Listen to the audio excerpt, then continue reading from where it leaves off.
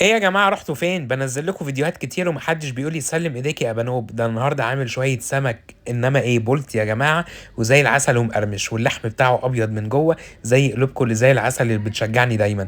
وكمان اعمل لكم شوية رز صيادية زي بتوع ايه، زي بتوع زمان على طريقة مامتي. بصوا بقى، اول حاجة بجيب السمك البولتي. بصوا قبل السمك البولتي يلا اكتبوا لي في الكومنتات سلم ايديك يا بنوب، وقولوا لي بتتابعوني منين. بصوا بقى، هنجيب السمك البولتي واعمل له كده فتحات زي ما انتم شايفين. وطبعا بغسل السمك بقى كويس جدا من البطن بقى ومن الظهر ومن الراس والديل. ولازم يتغسل كويس بميه ودقيق وكمان شرايح ليمون. بعد كده السمكه التانية عملت لها فتحه بس مختلفه شويه، فتحه في اللحم بالطول كده بطول السمكه. هتقولي ليه؟ عشان الخلطه تدخل جواها. هتقولي طب ايه الخلطه؟ هقول لكم. بصوا بقى، هنجيب راس توم واحط عليها معلقه كبيره من هريسه الشطه، وعندي بقى معلقه من الملح صغيره والكمون، وكمان الكزبره الناشفه وكمان الليمون. الليمون يا جماعه بيدي مزازه حلوه قوي للسمك. في ناس بتحط شبت، يعني بتقطع شبت ممكن جدا. بس يا جماعه اوعوا تحطوا زيت جوه الخلطه. تمام، اديني قلت لكم اوعوا تحطوا زيت. بعد كده بجيب بقى السمكه بتاعتي، افتح البطن بتاعتها وابدا كده احط السمكه او التتبيله جوه السمكه. طب اسالكم سؤال، اشوفكم مركزين معايا ولا لا؟ الفيديو كله اسئله، خلي بالكم. انا حطيت حاجه علشان تدي مزازه للسمكه، حطيت ايه؟ لو شاطرين جاوبوا في الكومنتات. بعد بقى ما حطيت بقى الخلطه بتاعتي جوه السمكه بتاعتي، وبصوا بقى السمكه ام الطول دي هتطلع زي العسل. هعمل بقى ايه؟ اسيب كده السمكه شويه تتبل، اسيبها مثلا نص ساعه ساعه، عايزين ليله كامله، اللي انتوا عاوزينه. وعلى فكره في ناس بتتبل وتحمر على طول.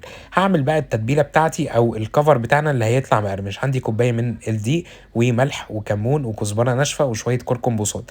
بعد كده هقلب بقى الخلطه الحلوه دي، واخد كده نص الكميه في طبق على جنب. النص التاني اللي انا حطيته في الطبق حطيت عليه نشا وحطيت عليه كوبايه تاني من الدقيق، بس ما تصورتش كوبايه الدقيق. وهبدا انزل عليه بميه تكون ساقعه متلجه جدا يا جماعه. هي دي التلحيسه اللي هتخلي السمك بتاعك حلو وجميل ومقرمش وزي الفل.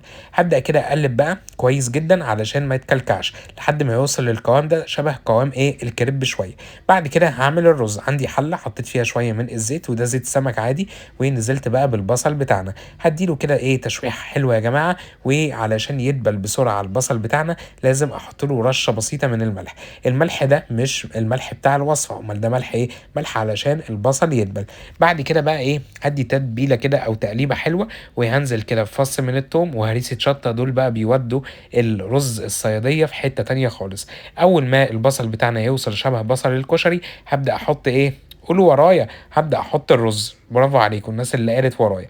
بعد كده حطيت بقى الرز بتاعنا واديله بقى تقليبه. ولازم الرز كده ايه، ياخد من طعم البصل وطعم ايه، وطعم التوم والهريسه. انا ولا احط له كركم ولا احط له اي توابل، انا مش هحط له غير رشه الملح. هتقولي هيبقى له طعم، هقول لكم لا، ده هيبقى طعمه زي العسل بجد. تمام، انا عملت كوبايه صغيره من الرز، حطيت عليهم كوبايه ونص من الميه السخنه اللي بتغلي. ده مقدار الرز المصري بتاعنا. خلي بالكم. بعد كده اغطي عليه، اول ما يتشرب اوطي عليه شمعه، وبعد كده اسيبه بقى ايه يستوي. عندي بقى السمك بتاعنا نرجع له بعد ما اتبله بتاع نص ساعه عقبال ما عملنا الرز. هاخده كده واحط عليه الدقيق الحلو بتاعنا. لازم ياخد كده تعفينه من الدقيق، وافضل كده بايديا اكسر في العظم بتاعه، ما اهريهوش، بس ايه اسمع صوت التكتكه بتاعه العظم اكني ايه بعمل له مساج. وعندي برضو بطن السمكه بحط لها الدقيق، ولازم يا جماعه زي ما قلت لكم يتنفض كويس قوي قوي قوي من الدقيق الزايد. بعد كده بقى هاخده انزله في التلحيسه اللي انا عملتها. بصوا يا جماعه، واحده يمين واحده شمال، وبمسكه من البطن علشان ما يعلمش. يكون الزيت بتاعك سخن جدا جدا جدا. هبدا كده انزل السمكه بتاعتي، واول ما السمكه كده تاخد لون هبدا كده اوطي شويه النار، وابدا كده ايه اقلبها كده خدت لون، وهتكون مستويه من جوه. حركه مهمه جدا. بصوا يا جماعه السمكه طالعه حلوه وجميله ازاي. صدقوني لو سمعتوا كلامي وانتوا كده بتاكلوا السمك هتفضلوا تدعوا لي وتقولوا بقى للناس ده على طريقة الشيف أبانوب. يلا بقى اعملوا الوصفة دي واعملوا شير للوصفة. بصوا بقى البصل يا جماعة، أو بصوا الرز طلع حلو وجميل ازاي. الرز الصيادية، هسألكوا سؤال. قلت لكم البصل بتاع الرز الصيادية لازم يوصل شبه بصل ايه؟ لو مركزين اكتبوا. حطيت بقى الرز وحطيت السمك، وكده عملت أسهل سمك بولتي ورز صيادية.